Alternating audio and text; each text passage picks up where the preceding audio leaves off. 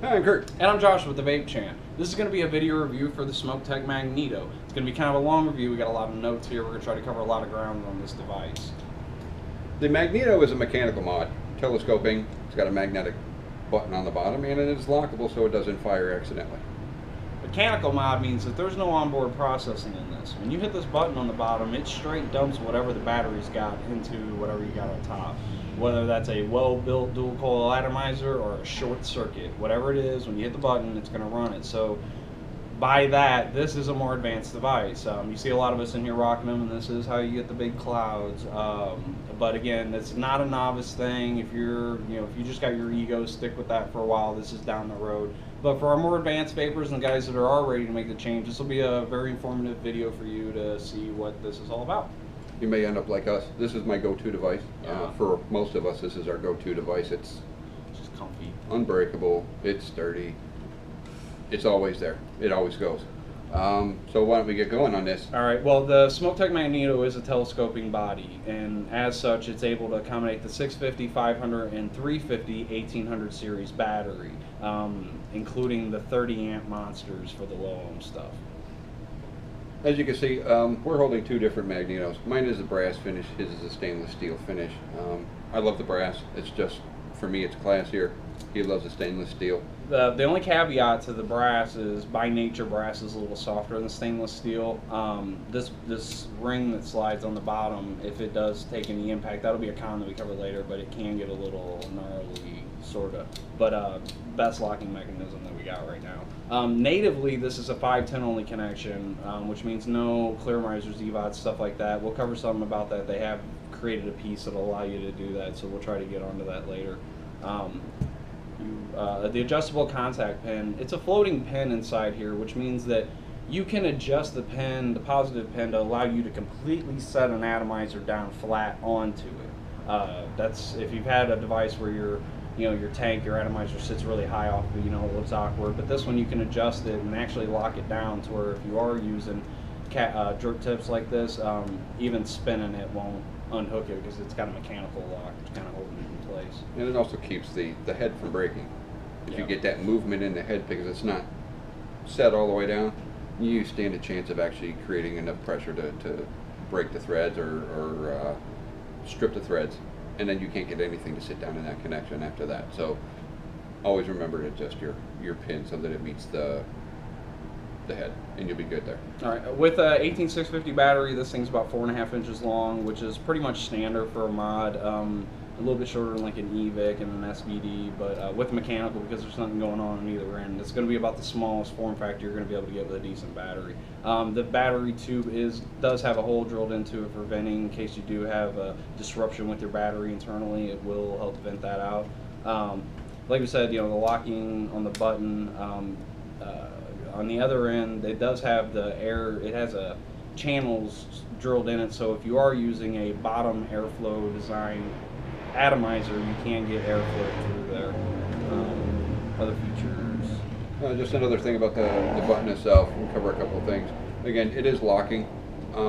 It will, if you set it down, not fire.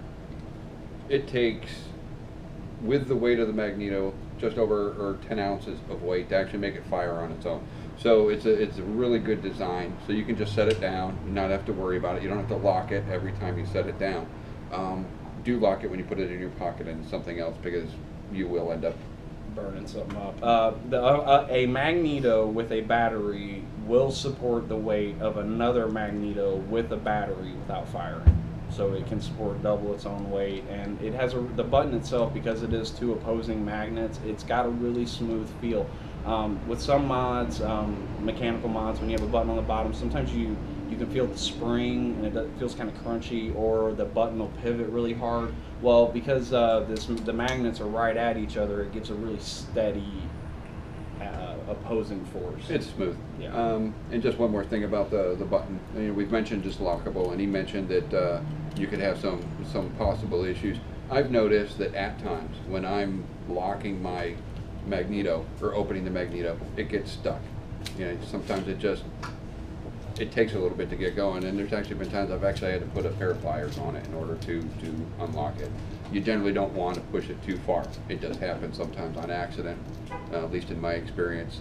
So be cautious. If you ever get this locked and you have to take a pair of pliers to it, if you care about how it looks at all, take a piece of leather and wrap it around. And this goes for basically all the mod and vaping stuff. If it's locked together and you have to take something to it like that, if you wrap it with a piece of leather or some similarly dense material, you will prevent the Mars that you get. And don't ever squeeze it too hard, because if you knock this thing out of round, it'll never be smooth again with the button. So just use some caution, Yep. use some smarts, and it'll be good, and it'll still look good. What else do we have to cover? Sorry about the edit. We're open right now. I had a customer, so but we're gonna now cover the pros and cons and kind of how we just feel in general about this particular device. I'll get going on kind of the pros. The magnetic button. If you don't have a mod, mechanical mod, that probably you don't realize how cool a magnet is, but it's so smooth. I have a lot of mech mods, and the springs get, like I said earlier, they get kind of crunchy and stuff, but the magnet's been pretty solid. It's the button is smooth. There's days that I don't like it.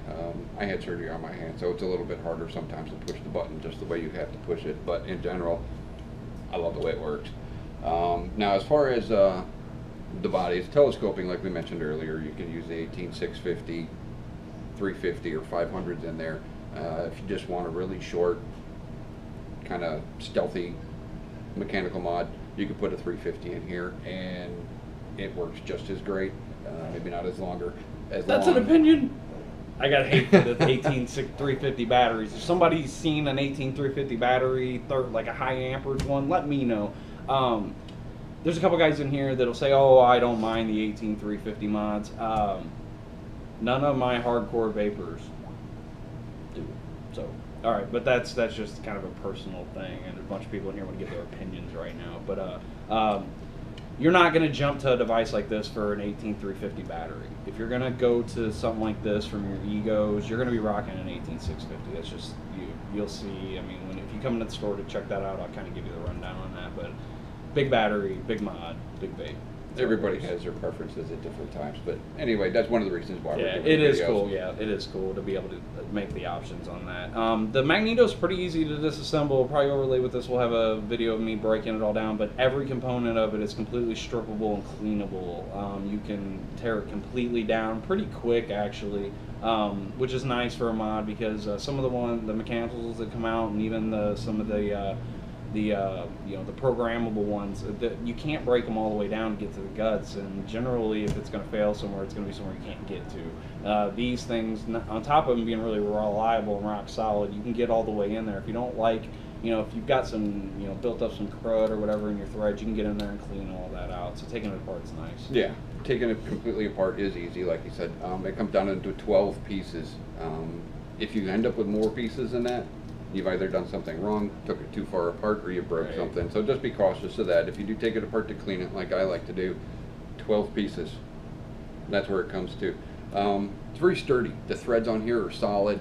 I've never had an issue where I thought I might strip any of the threads. Everything just goes really smooth, whether I'm putting the battery in, taking it apart. Never had a problem. It's just really well put together. Like we said earlier, the adjustable contact pin is another big plus. The simplicity of its design. Like all good mods, it should have that vent tube in it. That's a plus, because I've seen ones that don't. And it supports its own weight with that magnet, which is really nice. I have a couple of mods that when you set them down, they fire. Nothing we carry in here, but stuff that I picked up along the way, and you underestimate how important that is, because you'll burn something down pretty quick. Now I think those are all the pros, and we're going to hit you with the cons. We got them in a different order here, but the one I want to bring up right away is a brand new Smok Magneto. Every one of these accents are kind of sharp.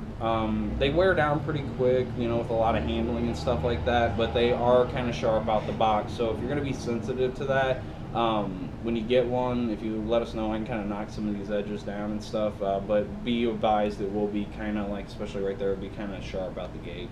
The brass one doesn't seem to have as much of a problem with that as the stainless steel ones do, maybe just because it's softer. But yeah, be cautious of that, and like you said, if you have a problem with that or you need us to knock off some of those edges. More than happy to do so. The next thing is, it does only come in a 510. That's how it comes from the factory. That's one of my cons, one of the things that I don't like. Now again, this comes down to personal preference between the brass, stainless steel, 350, 18650. I always did kind of want the option to put an Ego style tank on here. They do come, or someone has come out with, a new top that'll handle the Ego threads. It goes on there just like the original head, but it actually sits down in there, and you can actually put on a Pro Tank Mini, an EVOD, or any other clear miser. So if you do really want that option and you just got to have it, it's available. Just me, nobody, you don't buy this to run that stuff. But if you do choose to do so, I know a lot of people that run around with a bag full of clear misers and EVODs and stuff like that. It is nice for using that head to bounce right between the two. So that is a definite addition. We have them, but they don't come as a part of the kit, and I don't even think it's Smok Tech that's making them. Somebody else is making them. This is becoming a thing. No copper version of it yet. There's a couple of guys that are getting really into the copper mods and the look, the way they patina, the way they age, but right now it's just available in brass and stainless steel. And of course that was my con, not his. I get it. I'm looking forward to a copper. Copper's cool. I did copper. Copper's always got a warm feel to it, so copper is nice. We'll see if they get anything on that.